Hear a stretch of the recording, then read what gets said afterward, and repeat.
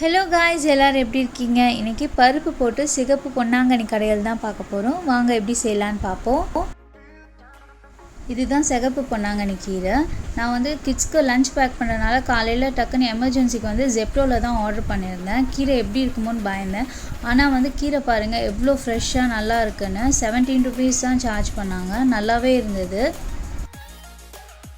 பொதுவாகவே கிட்ஸ் வந்து கீரையை வந்து விரும்பி சாப்பிட மாட்டாங்க. ஆனால் நான் செய்கிற இந்த மெத்தடில் செஞ்சு பாருங்கள், கண்டிப்பாக எல்லா கிட்ஸுமே சாப்பிடுவாங்க.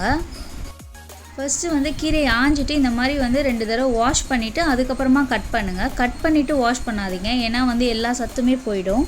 இப்போ வந்து எப்படி செய்யலான்னு பார்ப்போம் வாங்க. ஃபஸ்ட்டு வந்து துவரம்பருப்பு வந்து 3/4 எடுத்திருக்கேன். பாசிப்பருப்பு வந்து 1/4 எடுத்திருக்கேன். 2 அலசி குக்கரில் போட்டுக்கோங்க. வெங்காயம், தக்காளி, பச்சை மிளகா, பூண்டு ஆட் பண்ணிக்கோங்க. மஞ்சத்தூள், கறி மசாலா வந்து கொஞ்சம் ஆட் பண்ணிக்கோங்க. அலசி வச்ச கீரையை வந்து இப்போது நறுக்கிக்கலாம். நறுக்கி இது கூட ஆட் பண்ணிக்கலாம்.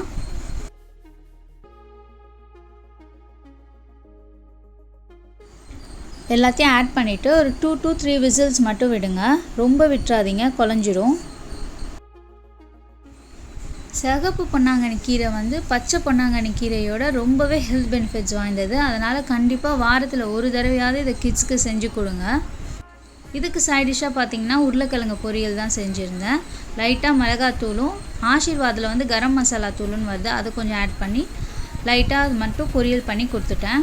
கீரை கடையலுக்கு வந்து இந்த பொட்டேட்டோ வறுவல் வந்து சூப்பராக இருக்கும். நீங்களும் ட்ரை பண்ணி பாருங்கள். கிட்ஸ்க்கு கண்டிப்பாக கொடுங்க.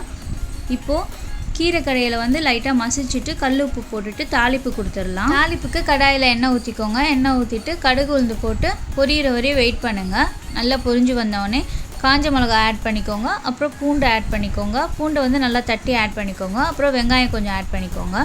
வெங்காயம் எல்லாம் நல்லா செவந்து வந்தோடனே இது கூட வந்து லைட்டாக மிளகாத்தூள் மட்டும் ஆட் பண்ணிக்கோங்க. ரொம்ப வேணாம், உரப்பாக இருக்கும், அப்புறம் கிட்ஸ் சாப்பிட மாட்டாங்க. லைட்டாக மட்டும் போடுங்க.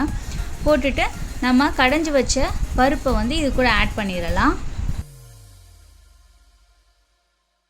அவ்வளோதான், ரொம்பவே டேஸ்டான பொன்னாங்கண்ணி கடையல் ரெடி. நீங்களும் ட்ரை பண்ணி பாருங்கள். கிட்ஸுக்கும் கொடுங்க, கண்டிப்பாக சாப்பிடுவாங்க. எப்படி இருந்ததுன்னு கமெண்ட் பண்ணுங்கள்.